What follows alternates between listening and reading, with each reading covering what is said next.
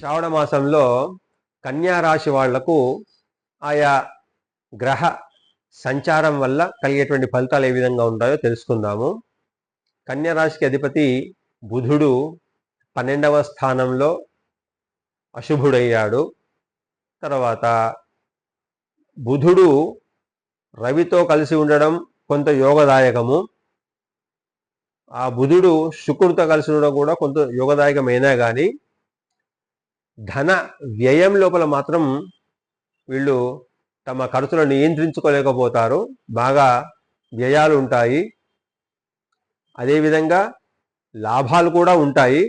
ఎందుకంటే రాష్ట్రాధిపతి బుధుడు వ్యాపార కారకుడు కాబట్టి బుధాదిత్య యోగంలో ఉన్నటువంటి స్థితిలో బుధుడు వ్యయస్థానంలో ఉన్నా కానీ ఎంత ఖర్చు అయినా ఎంత ఇబ్బంది కలిగినా కానీ అన్నిటికీ అంటే లోటు లేకుండా అన్ని కార్యక్రమాలు పూర్తి చేసుకోగలుగుతారు కన్యా రాశి వాళ్ళు బుధుని యొక్క సంచారం వల్ల, రవి యొక్క సంచారం వల్ల.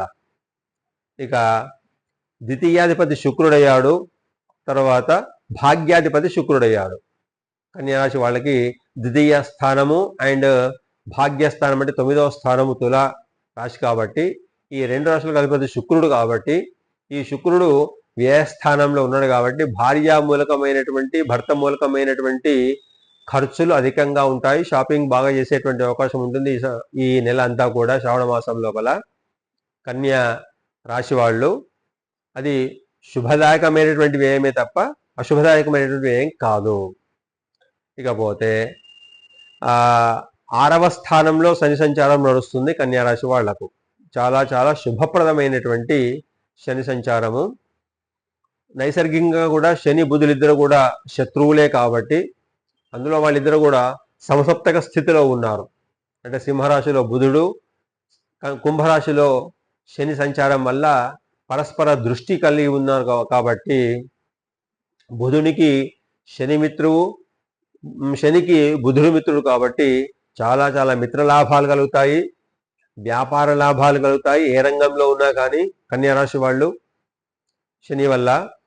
తర్వాత 7వ స్థానంలో రాహు ఉండడం వల్ల అది కేంద్ర స్థానం కొంతవరకు అనుకూలమైనా కానీ ఎంత అనుకూల ఫలితాలు ఇస్తాయో అంత ప్రతికూల ఫలితాలు కూడా రాహు ఇవ్వడానికి అవకాశం ఉంటుంది 7వ స్థానంలో.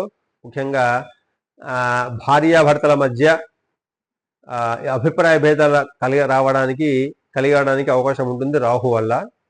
తర్వాత విదేశీ ప్రయాణాలన్నీ కూడా విఫలమవుతాయి. దూర ప్రయాణాలన్నీ కూడా ఖర్చుతో పూర్తయితే తప్ప విజయవంతం కావు. తర్వాత 7వ స్థానంలో అధిపతి గురువు భాగ్యస్థానంలో ఉండడం వల్ల వాళ్ళకి ఉపాధ్యాయ రంగంలో తర్వాత వ్యాపార రంగంలో ఉన్నటువంటి వాళ్లకు చాలా అనుకూలమైనటువంటి ఫలితాలు ఇస్తాడు గురువు 9వ స్థానంలో ఉండడం వల్ల. తర్వాత 8వ స్థానాధిపతి అంటే కన్యకు 8వ స్థానము, తర్వాత తృతీయ స్థానము కుజుడు, వృశ్చికము, మేషము. దీనికి అధిపతి కుజుడు కాబట్టి ఆ కుజుడు పూర్ణంగా శుభ ఫలితాలు ఇచ్చేటువంటి అవకాశం ఉంటుంది. అష్టమాధిపతి అయినప్పటికీ కూడా గురువుతో కలిసి ఉండడం వల్ల భూలాభాలు, వ్యవహార లాభాలు, ముఖ్యంగా వ్యవసాయ రంగంలో ఉన్నటువంటి వాళ్లకు, రియల్ ఎస్టేట్ రంగంలో ఉన్నటువంటి వాళ్లకు ఈ కుజుడు నైసర్గికంగా శత్రువైనప్పటికీ కూడా గురువుతో కలిసి ఉండడం వల్ల లాభాలు అనుకూలంగా ఉంటాయి, శుభప్రదంగా ఉంటుంది గురువు మరియు కుజుని యొక్క సంచారం వల్ల.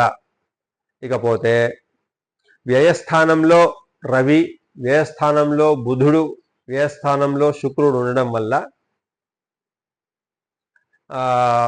వ్యవహార విషయాల లోపల వ్యాపార రంగంలో ఉన్నటువంటి వాళ్లకు, ముఖ్యంగా రియల్ ఎస్టేట్ సంబంధించినటువంటి వాళ్లకు ఈ నెలంతా కూడా, శ్రవణ మాసం అంతా కూడా అనుకూలమైనటువంటి ఫలితాలు లభిస్తాయి ఈ 3 గ్రహాల వల్ల కూడా.